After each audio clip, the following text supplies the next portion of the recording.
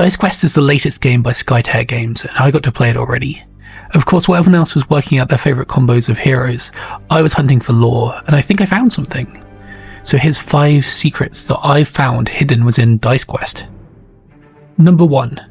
The Adventurer. First of all, we have the Adventurer. The Adventurer may seem like it belongs more on a silver screen than Ulantar, but adventurers are very important to the world, especially in Grey Elf. In the Grey Elfin capital city of Bereth, there's a few different explorers' houses, and they all have their own unique quirks and allegiances. One of the houses has an airship, one has a leader who turns into a cat, and another claims to be all descendants of kings. The adventurer could well be under the employ of any of these. In the Join Banners campaign for the original Skytear, a group of adventurers sponsored by one of the explorers' houses went to a small island and found an outsider shard there. That led to the battle of Ahasa, and that led to very bad things. Perhaps if this little guy had been there, it might have all gone differently. Number 2. The Scroll of Stormseer. Stormseer was an alliance between the Desert Kingdom of Utsesh and the Fire Kingdom of Kano, established in the Stormseer set for Skytear. Stormseer represented the forces that wanted to protect the citadel of Ahasa, perhaps embodied in the Princess Kumaya. Unfortunately, the Stormseer alliance ended rather violently when the Canaanite Yami caught her Utseshi ally Sephiru chatting with the Grey Elfin spy Korjoff, who was a known enemy of Kano. After a skirmish, Yami abducted Sephiru, beginning hostilities and fracturing the alliance. Stormseer was a formally drafted agreement, and perhaps copies of it were distributed around both Kano and Utsesh. Perhaps this is one such copy. One touch I really like about this card is that the scroll gives you both red and yellow dice. Red and yellow are the colours of Kano and Utsesh respectively. Number 3. Joust. There's quite a lot of targets, training dummies and so on in DiceQuest, so perhaps a joust might seem unsurprising. But if you flick through the DiceQuest heroes or take a look at any of the Skytear art books, there's actually no knights in Ulantar at all.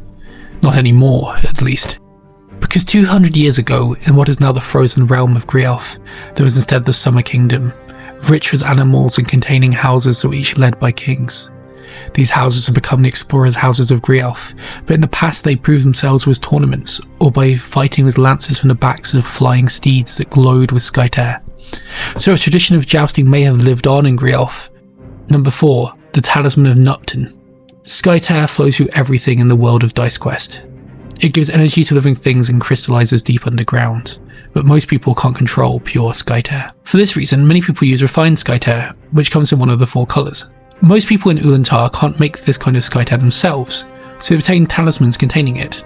I think this is one such talisman, containing the yellow Skytear that is currently used in Utsesh. Thousands of similar items would be sold on the city streets of Hepshout, since so many of the people of Utsesh practice magic.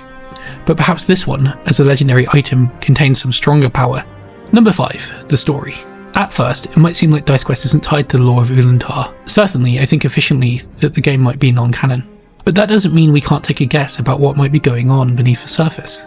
First of all, we can establish when in the timeline the game takes place. The monoliths are present, and so are the various creatures of Skytear Horde, so the game is set after the monoliths expansion to that game. But it doesn't seem like the world is totally safe from the Horde yet, so it's not long after that period. Next, we can work out what we're doing in the game. The narrative of a game of DiceQuest is that we gather heroes, train them, adventure out to increasingly dangerous zones, and then return home triumphant. But why? I think we can work it out based on 2 things: the final boss and the score system. See, 2 items in the game give you points: the Skytear Jewel and the Skytear Whistle.